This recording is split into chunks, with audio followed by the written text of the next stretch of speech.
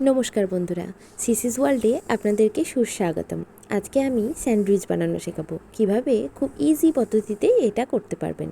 এরকম বড় ব্রেড পাওয়া যায়, সেগুলো আমি নিয়ে নিয়েছি। আপনারা চাইলে ছোট ব্রেডও ইউজ করতে পারেন। পেঁয়াজ কুচি, ধনেপাতা কুচি, আদা কুচি, লঙ্কা কুচি আর লেবু নিয়ে নিয়েছি। এবার কড়াই গরম করে তার মধ্যে আমি প্রথমে জল ঢেলে দিলাম। জল গরম হয়ে আসলে দিয়ে দেব মাংসর কুচি। মাংসগুলো অবশ্যই চেষ্টা করবেন মাংসালো যেন হয়, যেন হাড়যুক্ত না হয়, তাহলে কিন্তু বেশি ভালো লাগবে খেতে। তবে অল্প একটু একটু হাড় থাকলে অসুবিধা নেই। এরপরে দিয়ে দেব নুন। আমি এখানে 4 চামচ নুন ইউজ করেছি, আপনারা আপনাদের স্বাদ মতো নুন ইউজ করবেন।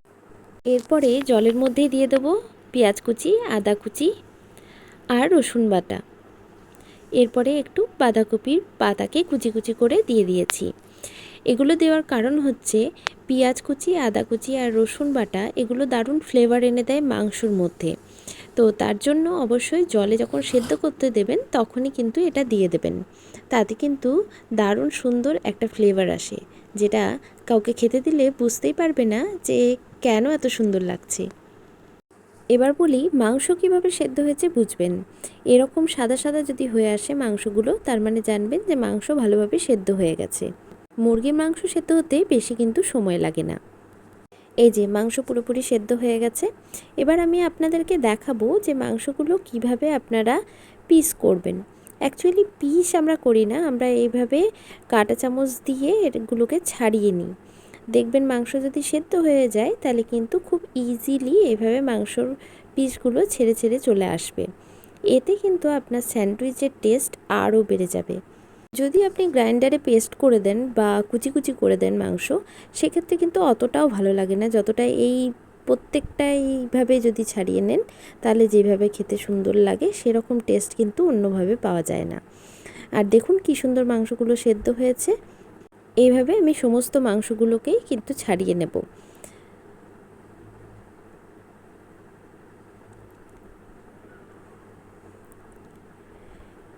এবার একটা বাটির মধ্যে সমস্ত মাংসগুলোকে নিয়ে আমি তার মধ্যে এবার একে একে সব উপকরণগুলো দিতে থাকবো। প্রথমে পেঁয়াজ কুচি দিয়ে দিলাম, তারপরে দিয়ে দেবো ধনেপাতা কুচি, তারপরে দেব আগে থেকে সেদ্ধ করে রাখা ওই বাঁধাকপির পাতা, যেগুলো মাংসর সাথেই সেদ্ধ করেছিলাম সেগুলোই দিয়ে দিলাম।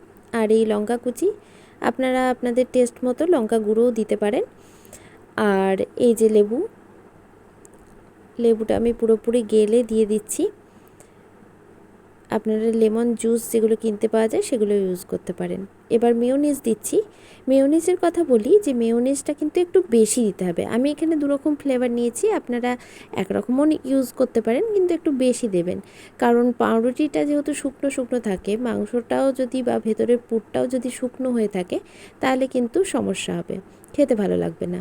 আর একটু চিজ দিয়ে দিলাম, আর এই গোলমরিচ গুঁড়ো অল্প একটু ছিটিয়ে দিচ্ছি, আর অরিগানো গুঁড়ো এটা অপশনাল, এটা আপনারা চাইলে নাও দিতে পারেন।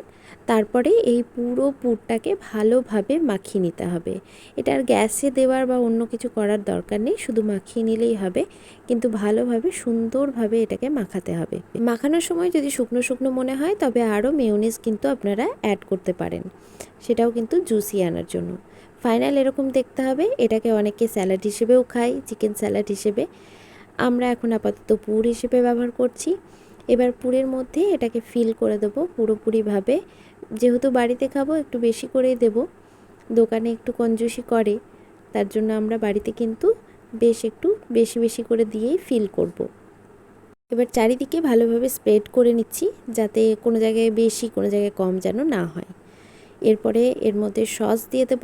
আপনারা চাইলে সসটা কিন্তু মাখাবার সময়ও দিয়ে দিতে পারেন।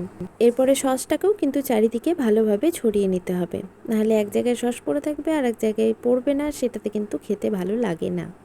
এরপরে আর একটা ব্রেড উপর থেকে চাপা দিয়ে দিলাম সুন্দরভাবে, তারপর হাত দিয়ে এভাবে একটু প্রেস করে দিতে হবে। এরপরে আপনাদেরকে দেখাবো যে কিভাবে কাটবেন। স্যান্ডউইচ কাটার কিন্তু একটা নিয়ম আছে, অন্যভাবে কাটলে কিন্তু একটু ধেবড়ে যায় বা শেপটা আসে না।